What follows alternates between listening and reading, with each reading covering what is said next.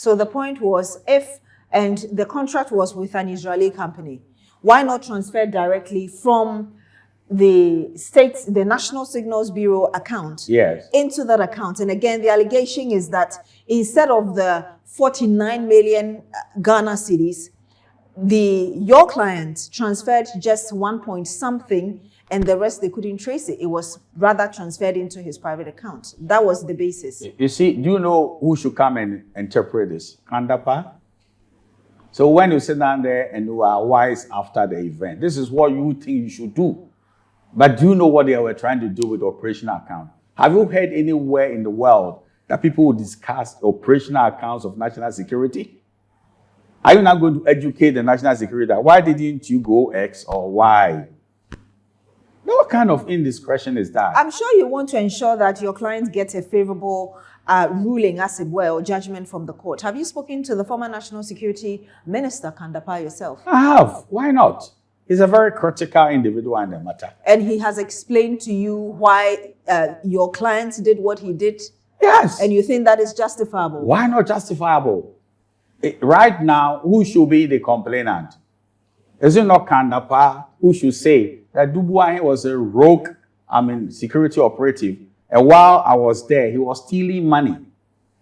And now you come in there, you want to do your final post-mortem, as if you want to second-guess Kan-Dapaah. But won't that implicate him? Because if you look at the National Signals Bureau, it works with the National Security Council. Look, can you divorce the Signal Bureau from the Minister for National Security? Can you divorce that office? Do you know the one who superintends over all the affairs of national security? He's a minister. This is just, excuse me to say, an appendage of the system.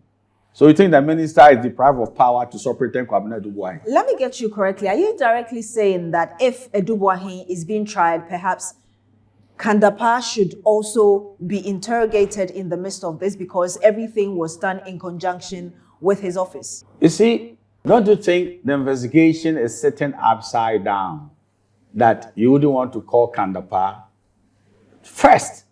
In fact, the first prosecution witness, if this is a crime, should be Kan-Dapaah. How do you know the Attorney General doesn't have it in its pocket, as it were, to call Kan-Dapaah? But the trial is on. They've said they are holding 3 witnesses. We know the witnesses. Kan-Dapaah is not one of them. You talked about, and so you're challenging the Attorney General to call Kan-Dapaah if indeed he wants to have a proper case. Is that what you're saying? Well, I wouldn't want to tell you the tactics I'll use. But whoever should exonerate Kwabena Adu-Boahene, I'll call to come and exonerate him, if we come to that point. You talked about the fact that the approach the Attorney General used in arresting your client, you describe him as a senior national security couple. That's what you said. That is who he is. And he shouldn't have been arrested at the Kotoka International Airport like he did.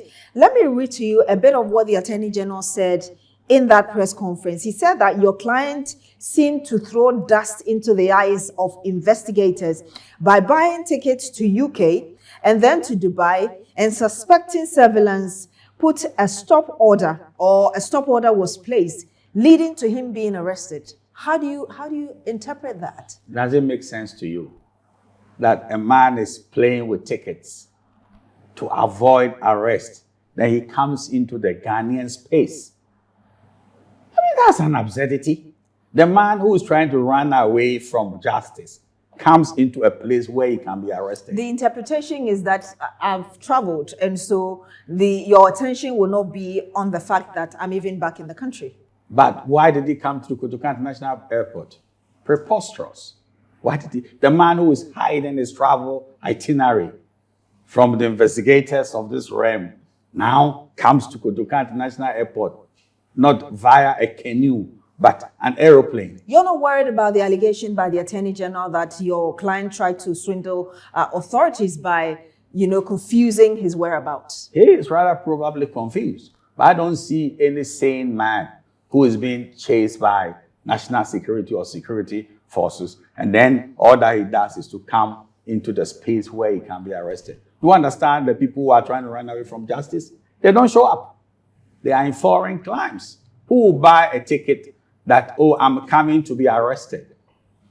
Let's be real. These are the kind of things that if you get your own choreographed press conference so journalists will not critique the rationality of what we are saying. It will pass. I know we are not talking about the former finance minister, but I don't know, when you mentioned the bit that those who are trying to run away from justice, they will not even show up. Are you trying to bring No, I'm not casting any insinuations at all. And I'm not intimating that that's him. I'm not saying that at all. But I'm saying that if you want to rationalize a scenario of a man who knows that is being pursued by the security forces, and then he's using air tickets to confuse them. The self-same man who is trying to hide his itinerary from Yoko or whatever institution comes to Ghana through the Kotoka International Airport. Doesn't that sound absurd to you? Why would he do that?